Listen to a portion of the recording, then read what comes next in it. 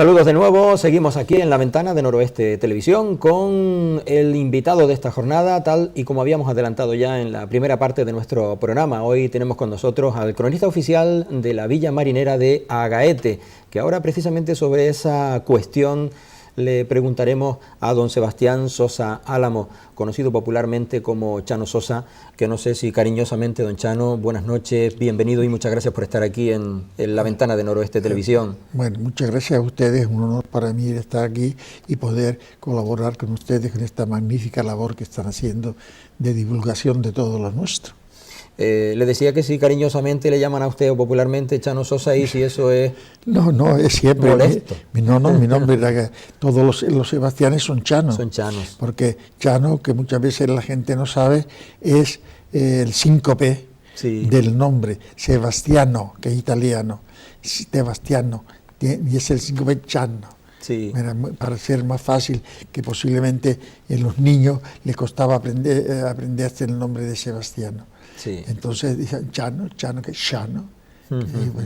Y además hay una cosa que es curiosa, que yo le hice una crítica y una presentación de una exposición a un pintor italiano en el Santa Catalina. Y entonces después aparecieron unas críticas de esa exposición, que por cierto estaba muy bien, muy bonita y muy agradable, en periódico italiano. Y los italianos interpretaron el nombre Chano como el del yerno de Mussolini, el conde Ciano. Y entonces se ponía como Ciano. Y me mandaron las crónicas para decir, mira, ya te han hecho conde. Digo, no, bueno, pues me tengo que esconder. Pues hecha esa aclaración y contada esa anécdota, municipio costero como el de Agaete, ubicado en la zona este de la isla de Gran Canaria, no es un municipio políticamente relevante de la isla de Gran Canaria, es un municipio de los pequeños de nuestra isla, pero con cierta importancia, con cierta relevancia de carácter social. ¿Cuál es la visión que tiene usted, por empezar al revés, actual del municipio o de la villa de Agaete?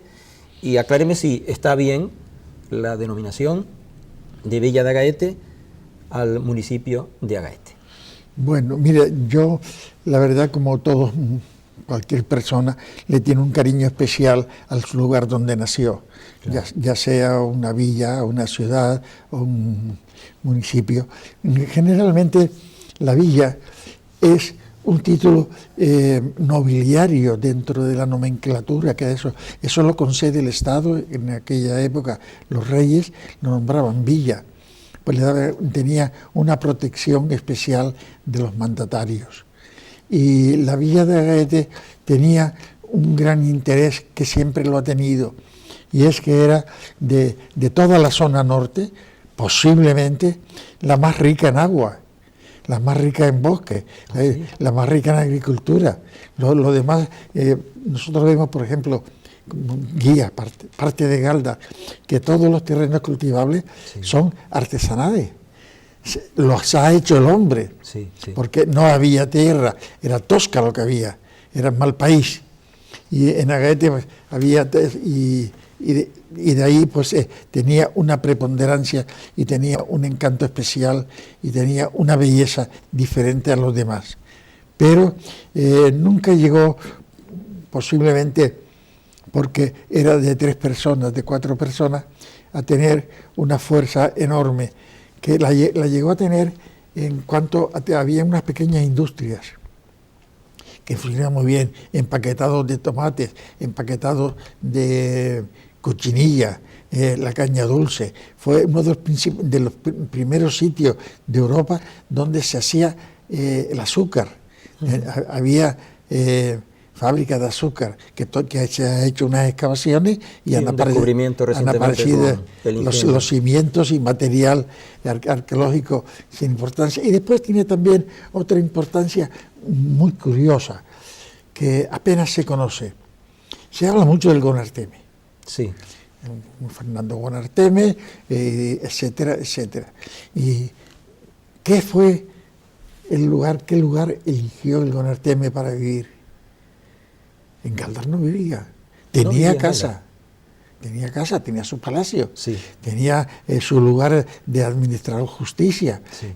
la que se llama la audiencia, la cueva pintada y tal, pero él vivía en Guayedra. Y cuando le pidieron los reyes que querían darle un trozo de terreno para que lo cultivaran y viviera en él, él pidió el cortijo de Guayedra, que iba desde la margen derecha del barranco, bueno, como se mire, ¿no?, hasta las arenas. Este era todo el cortijo. Y desde el mar hasta la Tamadaba, el bosque. Todo eso formaba el enorme cortijo. ¿Por qué? Porque había aguas, los barrancos eran auténticos ríos, porque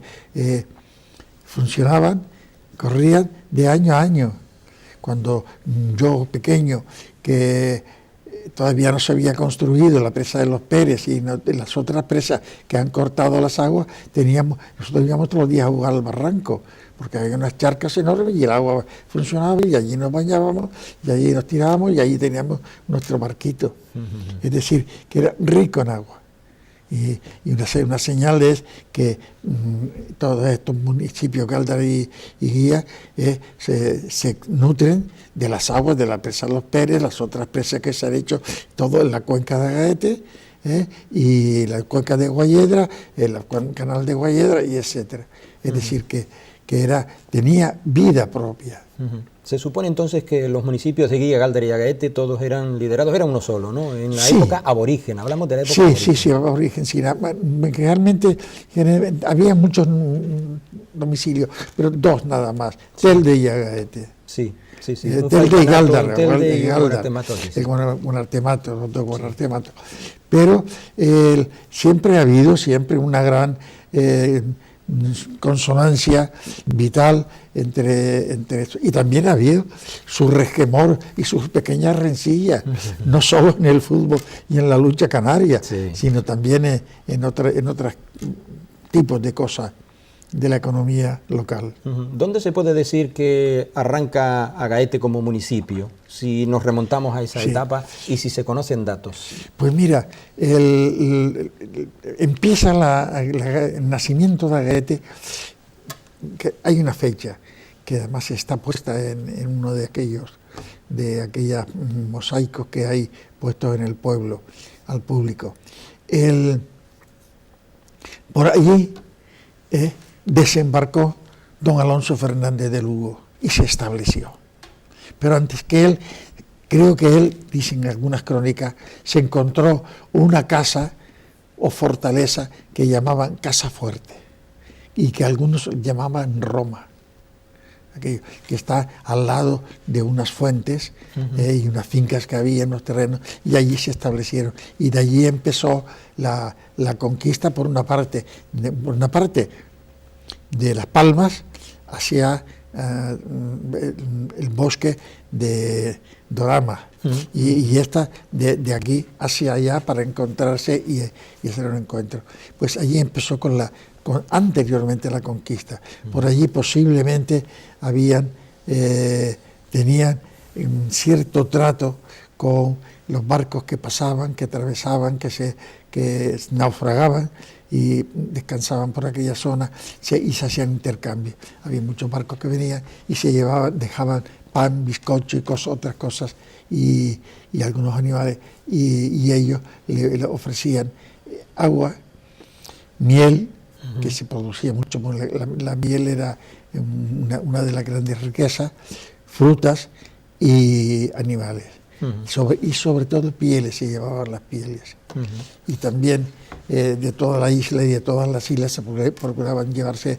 El sistema era el mismo, un sistema muy primitivo, primero de intercambio, de tener una plaza fuerte en un sitio lejano donde los barcos pudieran descansar, pudieran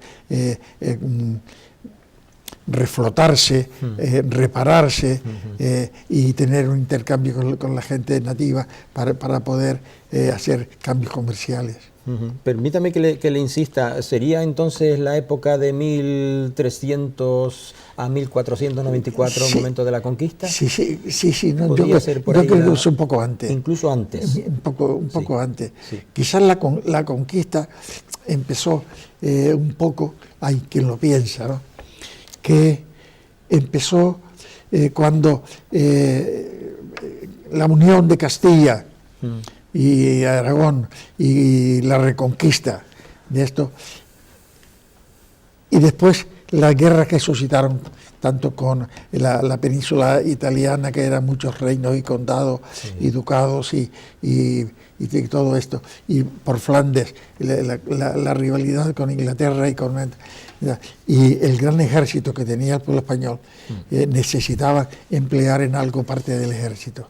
Eso lo mandaban a Canarias para que Canarias primero la conquistara, pasara a su dominio, que compraron unos derechos que tenían adquirido los extranjeros, y empezar en serio la conquista. Porque ya antes lo habían intentado ingleses y holandeses sin éxito. Exacto, sin éxito, porque no tenía ¿cómo diría yo? El interés humano que tenían todas las empresas que España iniciaba. Siempre ha habido un derecho humano, ¿no?, de establecerse, llevar gente, que eso fuera el extrarradio de la nación. Damos un salto en la historia, por tanto, don Chano, hacia otra etapa, ya una vez conquistada, y la formación de los distintos asentamientos españoles en la isla de Gran Canaria. Me recordaba usted esa posición y ese derecho adquirido por parte del Fernando Buonarteme, de ese cortijo de Guayedra.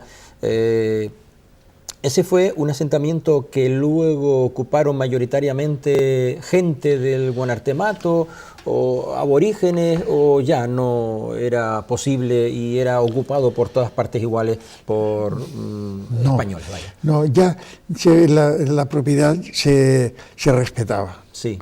Ya habían delegados del gobierno, habían mucha gente, y tanto es así que y después venían también, sobre todo de Italia y de catalanes y por ahí, venían gente, comerciantes, que arrendaban tierras, que compraban tierras, que ponían empresas, y entonces ya empezaron a hacerse los cultivos. Y lo del Buonarteme, pues él lo arrendó, y incluso, como había una ley que no podían los extranjeros, que no fueran nacionales de España, no podían tener más que hasta tal número de metros cuadrados o de hectáreas, millas. Tenían que importaban primos, sobrinos, tal, para ponerle todo lo que iban comprando también a nombre de ellos, y así poder tener más. Y lo de don Fernando, que se fue para Tenerife a la conquista con don Alonso Fernández de Lugo, con la conquista de Tenerife y todo aquello, ahí yo lo he tenido en mis manos, el testamento de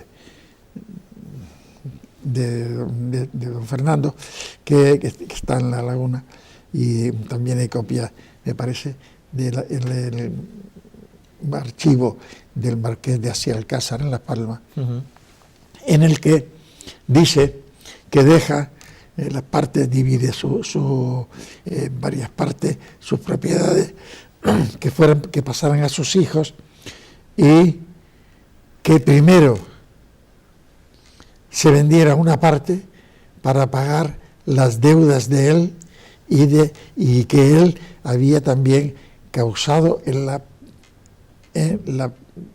conquista de Tenerife. También aquellos daños que pudo haber causado. No, y los gastos de guerra, los gastos de estancia, y en fin.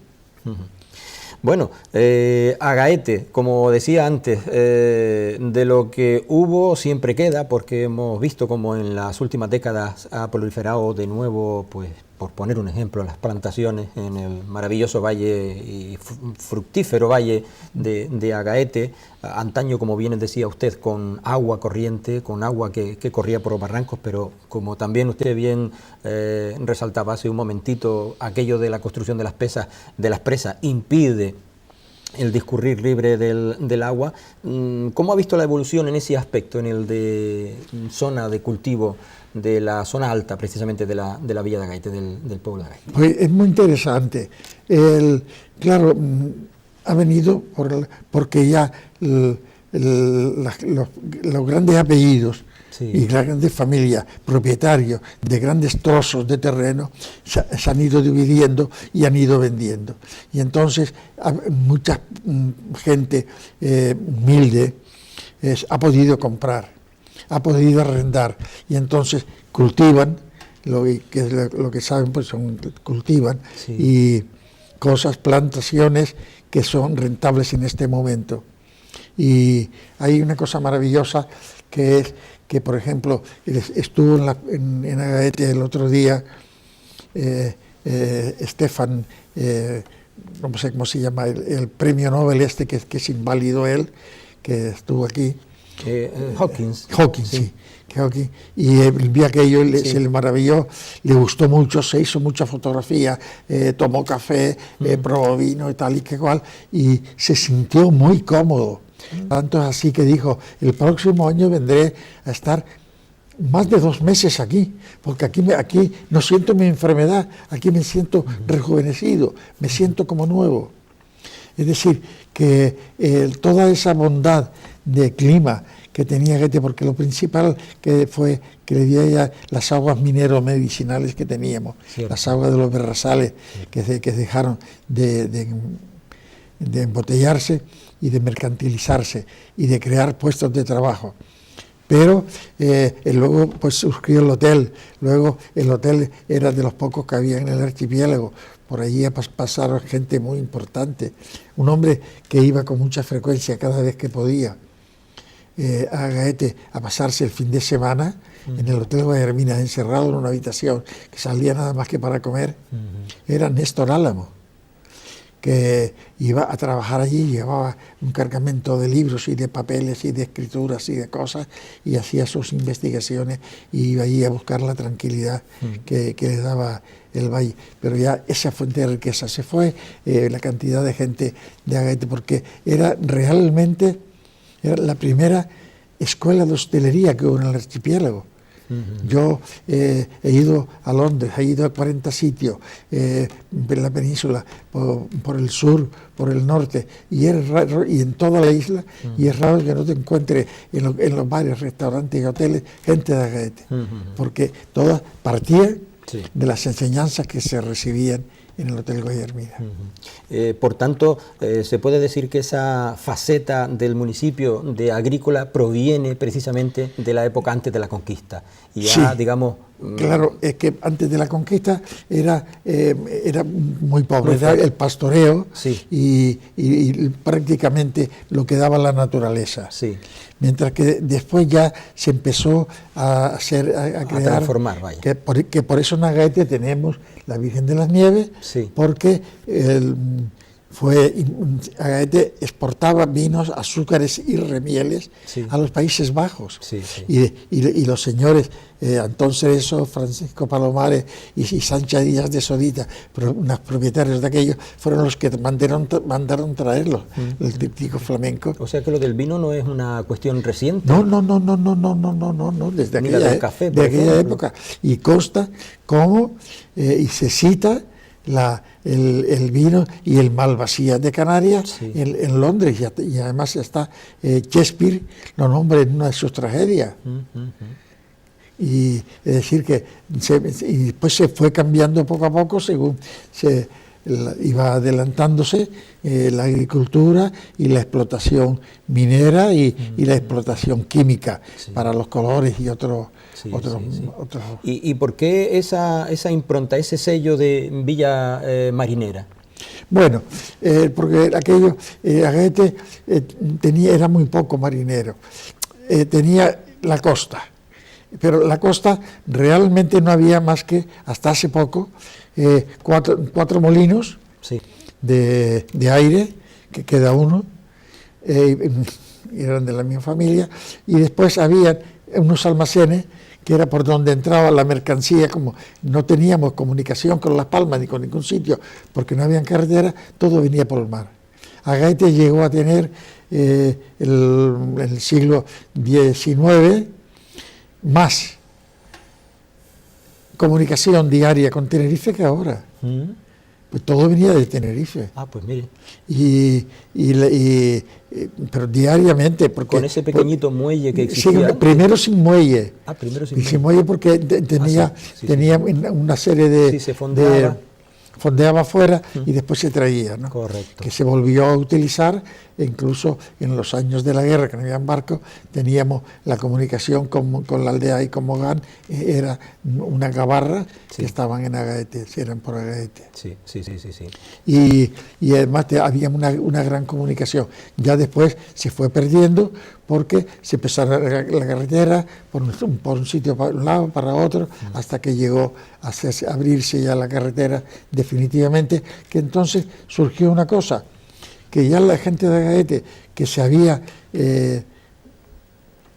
enrolado en los barcos de cabotaje entre un sitio y otro, que por el viento constante de Agaete, que son los alisios, tienen un clima muy especial, y además los barcos que eran de vela pues andaban con una rapidez enorme, tan rápido como los Jeffoid actuales. Entonces toda esta gente ya la mercancía y todo venía de Las Palmas por carretera, y entonces medio Agaete se estableció en Las Palmas, sobre todo en la zona del puerto y de la isleta. Se puede decir que un porcentaje muy alto de los habitantes, desde la iglesia de la Luz del Pino hasta la isleta, son nativos de Agaete y oriundos de Agaete. Y todo el mundo vendía sus casitas en Agaete para comprarse un trocito de terreno a doña Pino Apolinario, que era la dueña de todo el istmo que está aquí, en la que forma la bahía, comprarse casas, y que todavía las conservan y viven allí, conservan los apellidos y todo lo que sea, y se vinieron a vivir a Las Palmas. Entonces Agaete siempre, durante mucho tiempo, tuvo muy pocos habitantes. Tardó muchos años en salir del 1.500 habitantes hasta llegar a 3.000, y después de 3.000 pasó a 5.000, que son los que actualmente tiene aproximadamente. Sí, por eso decía que un municipio pequeño. ¿Se puede decir que gracias a la existencia de Agaete es el nacimiento de la aldea de San Nicolás? Bueno, teníamos grandes comunicaciones con la aldea de San Nicolás por barco, pero el nacimiento no, pero sí hay mucha gente de la aldea de San Nicolás que son oriundos de Agaete y que se casa mucho con la gente, y la gente de Agaete, a donde primero salían a trabajar, era a la aldea, porque la aldea tenía más terreno cultivable y más agua que Agaete, y entonces iban a trabajar y después venían los matrimonios. Bueno, pues hemos llegado casi como el otro que dice hasta hoy. Nosotros vamos a hacer una pequeña pausa para la publicidad y entramos en la recta final, en los últimos minutos, con la presencia aquí en nuestros estudios, en nuestro plató, del cronista oficial de Agaete, don Sebastián Sosa Álamo. Enseguida volvemos.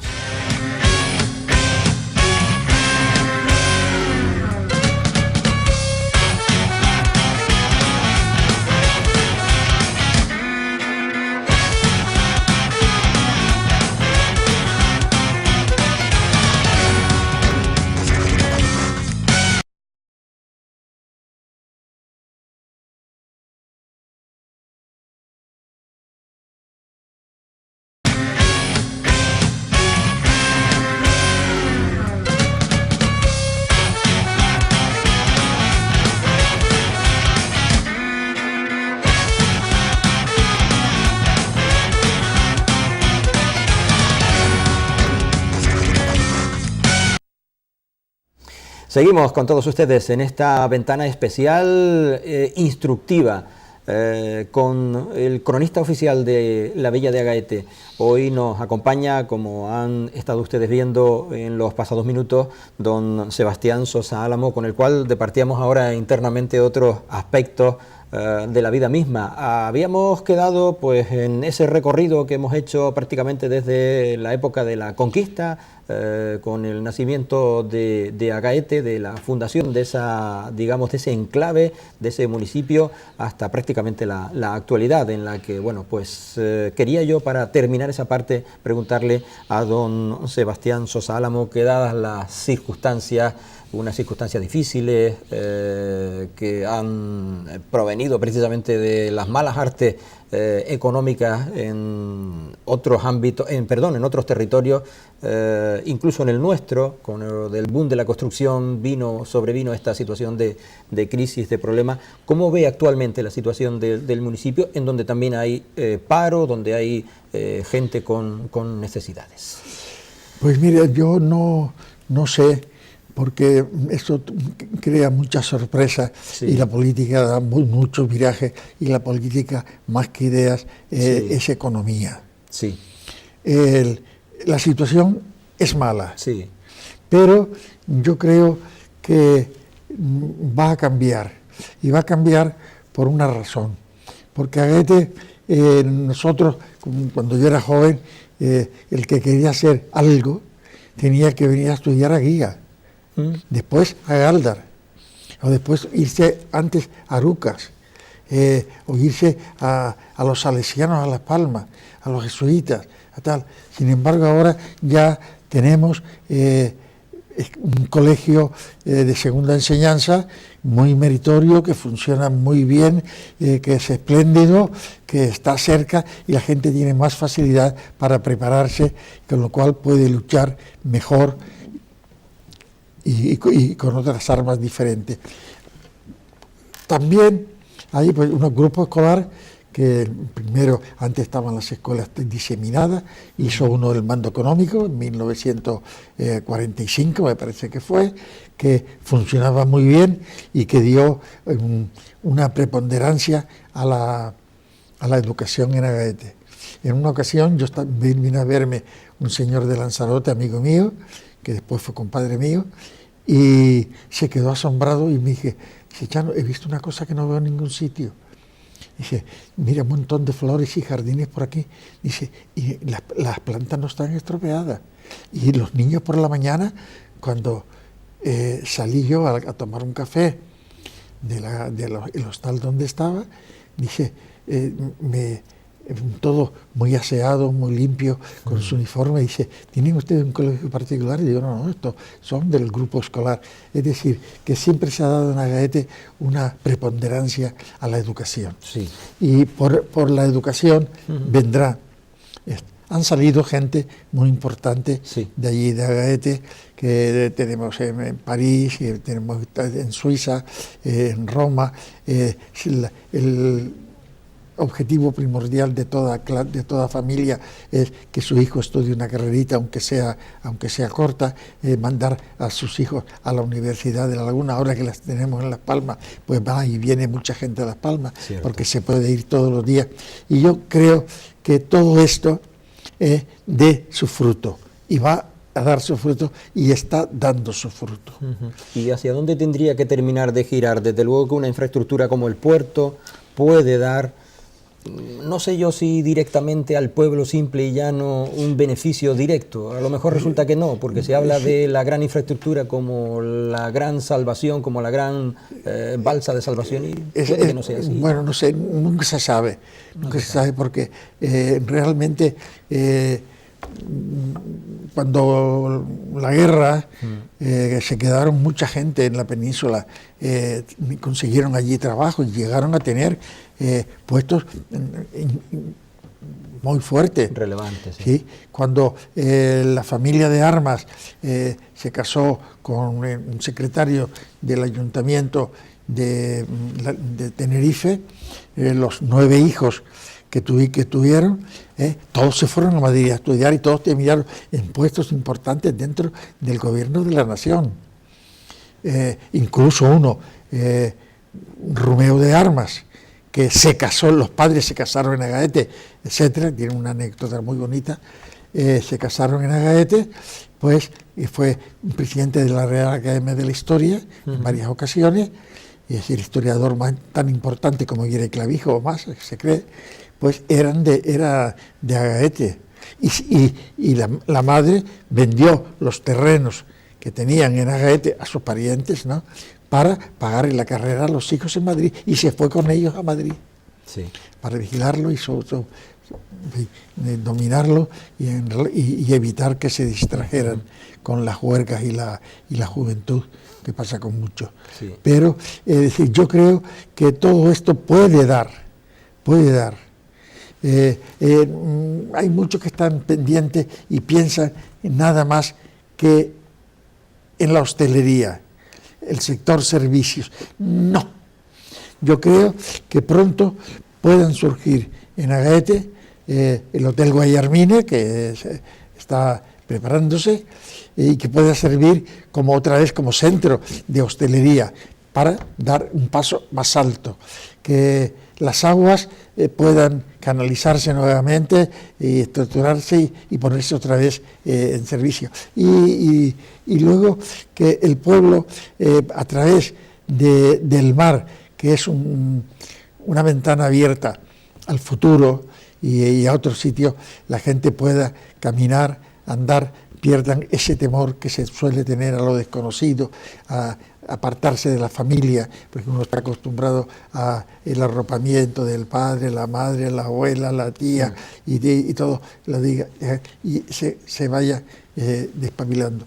Y yo creo que sí, que Agaete puede y debe, y lo hará, seguramente, porque está saliendo gente muy preparada. Y es que la idiosincrasia del Gran Canario creo que es esa manera de ser, ¿no?, la nuestra, de estar muy apegado a nuestros riscos, ¿no? Nos gusta quedarnos aquí pegaditos, como usted bien dice, don Chano, con la abuela, con el tío, con la madre, con el padre, ¿verdad? Es general en la isla de Gran Canaria. Bueno, y creo que de Canarias. Sí. Creo que de Canarias. Sí, creo que eso se da en todos los sitios, y un poco es el cariño paternal, pero después hubo momentos en que la gente salió sin miedo, y hubo mucha gente que fue a la Argentina. Muy lejos. Y después otros que fueron al Uruguay, que es que lo crearon los canarios. Sí. Y después llegaron hasta la mitad de los Estados Unidos, los lanzaroteños que crearon San José y tal, y un nombre muy canario por ahí. Sí, San José, San Antonio, de Texas, todo eso. Y después, no digo nada, lo que todos conocemos, la historia de Venezuela y de Cuba, porque media Cuba era canaria y sigue siendo canaria. Y hay unas concomitancias. Antes había una salida enorme y después un regreso, que traían su pequeña fortuna, traía su vida para disfrutarla aquí y con el esfuerzo de su trabajo. Y tú sabes que en un libro que me dedicó Néstor Álamo, dice al amigo don Sebastián Sosa Álamo, no sé qué, no sé cuánto, y que no olvide nunca que yo también soy de Agaete, porque mis padres eran de Agaete y vinieron de Agaete a administrar unas fincas del conde. Sí. Es decir, Álamo. Y siguiendo por ahí, para no perder el hilo, el patrimonio cultural de Agaete, bueno, no es corto, no es pequeño. No. Ha dicho usted anteriormente que han habido figuras, pues también en la administración, en fin, pero en otras artes, sin lugar a dudas, hay figuras destacadas. ¿Qué destacaría del patrimonio cultural de Agaete? Pues mira, hay muchos profesores en la universidad y en institutos y en cosas. Han salido gente médicos, por ejemplo, han salido muchísimos que están diseminados por la isla y también en la península. Después, gente que se ha mezclado, por ejemplo, y que después sale, pero que también tiene su gran participación en Agaete. Por ejemplo, la familia esta de los Armas, pues montañas de gente que han salido de allí, otras que después han emigrado a Guía, como Néstor Álamo y compañía. La misma Mari Sánchez, la madre, era de Agaete.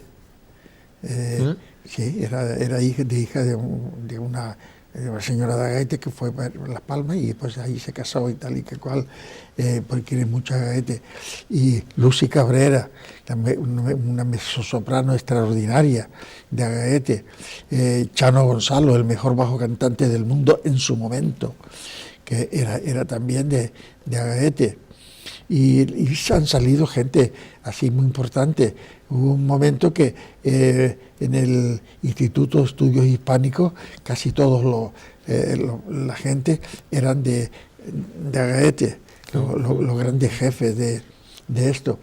Pero había otro movimiento, había otra salida. Era difícil salir, pero el que salía triunfaba. Y triunfaba porque eran gente preparada y trabajadores. Agaete tiene también un defecto, muy gordo. Lo siento mucho, pero yo mismo lo reconozco. El defecto es que es tan bonito, es tan agradable, es tan acogedor, está todo tan cerca de la mano, que se nos hace muy duro y difícil salir de Agaete. Y entonces preferimos estar a media comida y vivir en Agaete que no comer toda la comida y estar lejos del pueblo de uno y no poder disfrutar de la vida. Permítame que le pregunte por una figura que trasciende en los últimos tiempos, más que nada, la de Pepe Dámaso, como representante de ese ámbito cultural, sí, en la actualidad del municipio de Agaete, y precisamente uno de los afincados en esa zona que usted comentaba, de Las Palmas de Gran Canaria, sí, como es la isleta. Bueno, realmente hay ciertas personas que por necesidad vital tienen que estar cerca de donde hay trabajo. Claro. Y claro, pues Pepe es un caso raro, extraordinario, un chico nacido en Agaete, adoptado por unos señores de Agaete, estudia en Agaete, se va una temporadita también a la aldea San Nicolás, regresa después, no ha dejado de ser nunca de Agaete por el entorno familiar y porque la llevo en el corazón, pero donde tiene que trabajar y tal, ese. Ya de entonces, una vez en la capital, cuando se triunfa, sí, y llamar triunfar es en dinero, claro, porque si no está el dinero por medio, el triunfo pues no llega. Pues se desparrama su actividad por más sitios. Pero él siempre quiere mucho a Agaete, siempre a Agaete y todos los principios y todo el origen de toda su inspiración es indiscutiblemente Agaete, su familia, sus amigos y sus parientes y sus conocidos. Y por último, el patrimonio arquitectónico de Agaete. ¿Con qué cuenta Agaete? ¿Qué podemos decir a aquellos o qué podemos conocer de Agaete a aquellos que en realidad no sabemos de ese patrimonio arquitectónico de Agaete? Mira, en arquitectónico en Agaete hay una cosa que es muy importante. Para mí lo más importante, indiscutiblemente, es la Ermita de las Nieves. La Ermita de las Nieves fue hecha en dos partes. Primero era un oratorio privado, que es la parte donde está el altar y el altar y las pinturas, y después el resto que se amplió y se hizo. Decía Néstor Álamo que la Ermita de las Nieves es la más bella expresión del arte popular canario. Se pudo salvar porque hubo un cura que quiso echarla abajo para hacer un gran templo y se lo quitamos de la cabeza y tuvo que intervenir Madrid y el patrimonio histórico y tal y que igual para que no se hiciera. Logramos salvarla. Y eso es una auténtica maravilla. El otro templo, había otro templo que era donde está, casi donde está la actual iglesia matriz de Agaete, la iglesia de la Concepción, pero esa se pegó fuego en 1874, la víspera de San Pedro.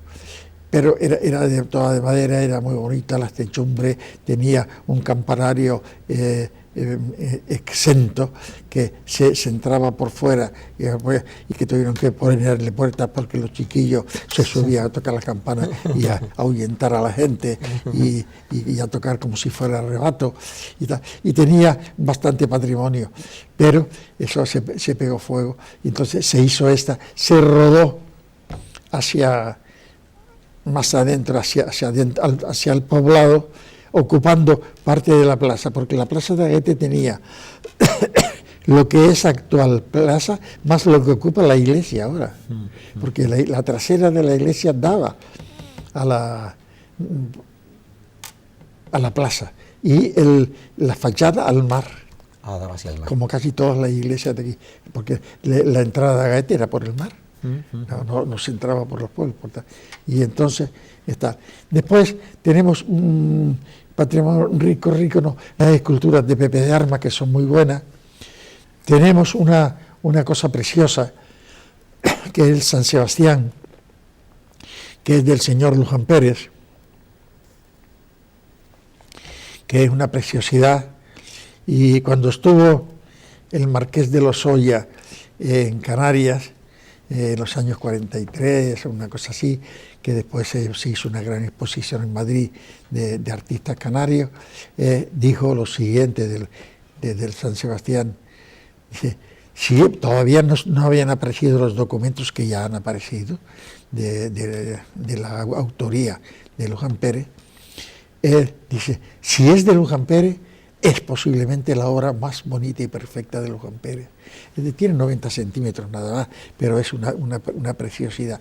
Y Vox Populi se cuenta, me lo contó a mí un anciano tío mío, y que lo oyó de viva voz, que dicen que le preguntaron a Luján Pérez que por qué de todos los San Sebastianes que había hecho, el de Gáldar, el de Guía y el de Agaete es el más bonito.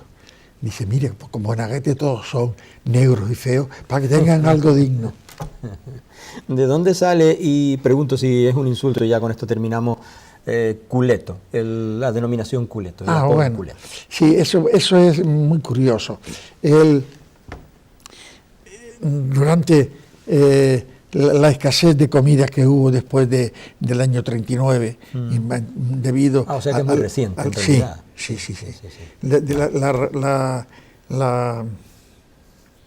La posguerra. Sí. Había unos señores, un señor que yo lo presencié y lo vi, lo conocí, conozco a otros hijos y a todos, que se dedicaba a recorrer los barrios y los pueblos alrededor de Agaete para comprar animales para la matazón. Y compraba cabras.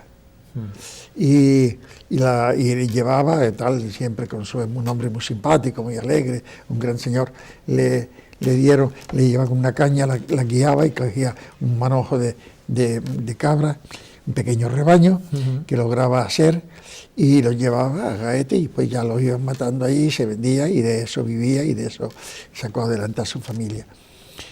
Entonces casi todos eran cabras. Entonces hay una cosa que es la siguiente. Las cabras tienen, generalmente son 5 nombres. Mocha,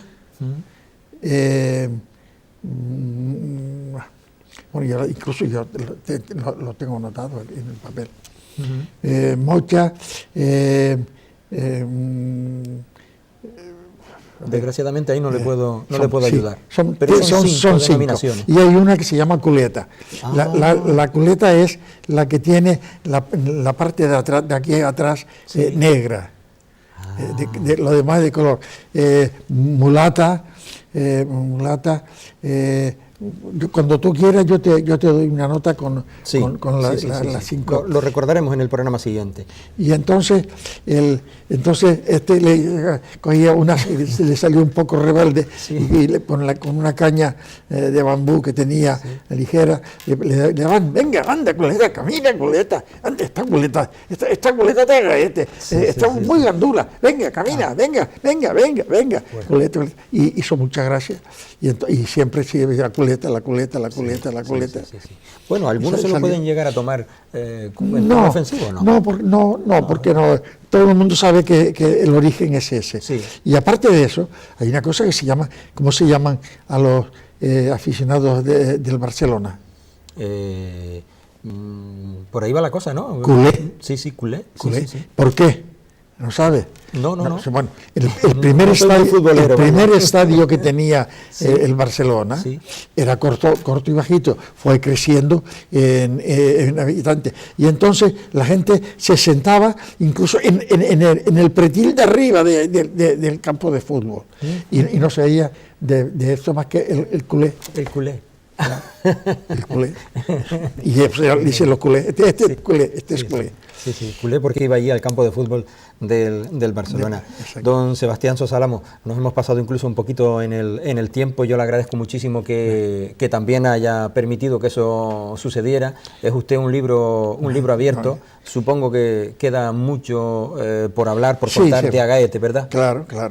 De su idiosincrasia, de su gente, de su comportamiento. La próxima vez, si yo hubiera sabido esto, hubiese traído, que yo tengo en mi casa, un pequeño rebaño Sí. de cabritas. de cabras que echaste siempre de este tamaño pequeño, Sí. de tal, donde están todo el muestrario con los nombres de cada uno. Y ahora de que se ellos. está dando mucho en la recuperación de razas autóctonas, yo creo que sería interesante. Pues contamos con usted en no muy lejano periodo de tiempo y le agradecemos una vez más que haya estado aquí con nosotros en la ventana de Noroeste Televisión. Muchas gracias y hasta siempre. Bueno, gracias a ustedes y nada, ya saben dónde estoy y que vengan con muchísimo gusto. En Agaete le pueden encontrar, evidentemente. Nada más, aquí ponemos punto y final al programa La Ventana en esta semana y les invitamos, como siempre, a la próxima oportunidad que tengamos de vernos aquí en este tiempo de televisión y a seguir también en la programación de esta televisión, de este canal de televisión. Gracias y hasta pronto.